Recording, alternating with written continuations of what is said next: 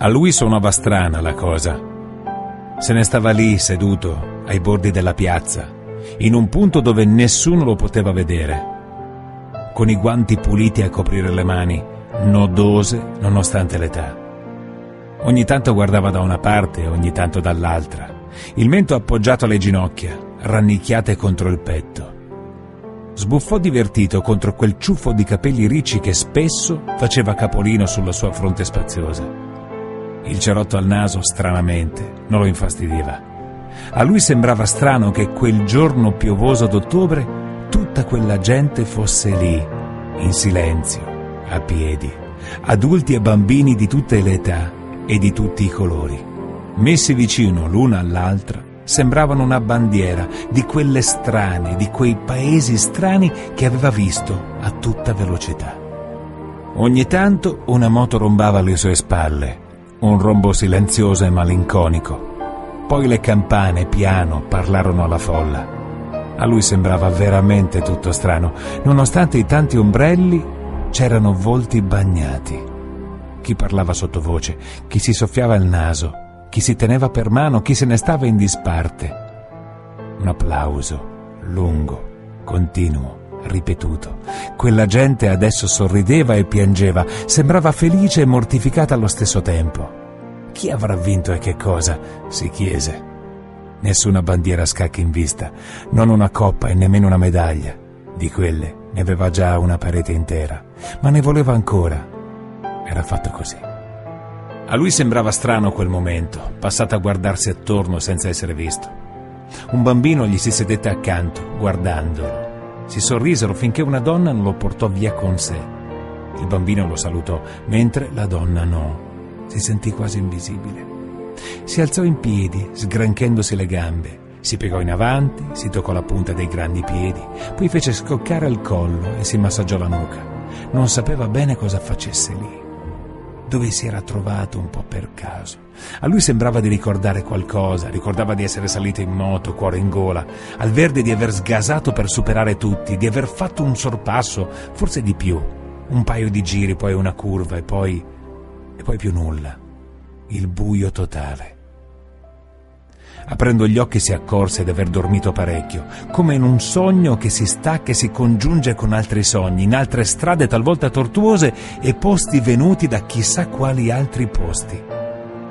La sua moto se ne stava lì a terra, il casco ruzzolato da un'altra parte, lontano dalla sua testa, e lui faccia in giù a baciare quell'asfalto freddo e profumato di gomma bruciata. Non era possibile, non poteva essere vero. Lui urlò con tutta la voce che aveva in corpo. Nessuno lo guardò. Si inginocchiò a terra e si asciugò le lacrime con la sua terra. Quando sentì di non averne più, vide un'ombra avvicinarsi. Questa si fermò. Una mano gli accarezzò i capelli sconvolti. Era il bambino di prima che gli sorrideva. Si inginocchiò e l'abbracciò forte. Quell'abbraccio sembrava non finire più ed un brivido lo trafisse come un fulmine. Il piccolo, dopo averlo baciato, si staccò e piano si incamminò verso la chiesa. Le campane ricominciarono a cantare, abbracciate alle parole di Vasco Rossi e ai rombi di centinaia di moto che risuonavano in tutta la valle. A lui sembrava così strano non sapere che fare. Aveva sempre avuto tutta la sua vita sotto controllo, come le sue moto. Sapeva come spingerle e quando frenare, come impennare e come incassare una sconfitta. Ma questa era tosta. Così si fece largo tra la folla, senza dare né ricevere saluti. Si incamminò nella navata senza stringere mani o firmare autografi, finché vide il padre, la madre e la sorella e si fermò a guardarli a lungo. Quanto amore ho ricevuto, si disse. Li baciò sulla fronte, chiese perdono e se ne andò, senza più voltarsi. Ora non era più strano, ora ricordava tutto quanto. L'ambulanza, i medici che scuotevano la testa, i colleghi del box, la fidanzata. Le voci strozzate mentre con occhi increduli lo vedevano passare.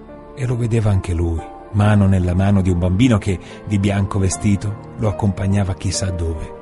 Lo stesso bambino che prima gli aveva sorriso. Ora anche lui sorrideva. Era arrivato il suo momento.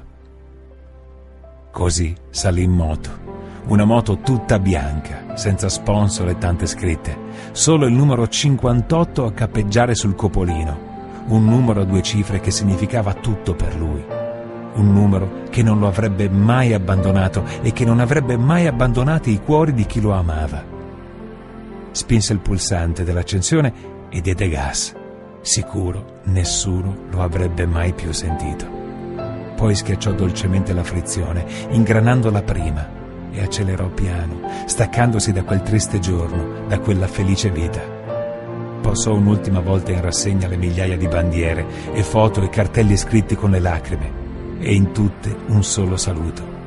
Ciao Marco. Ciao ragazzi. E scomparve oltre la collina e oltre qualsiasi cosa.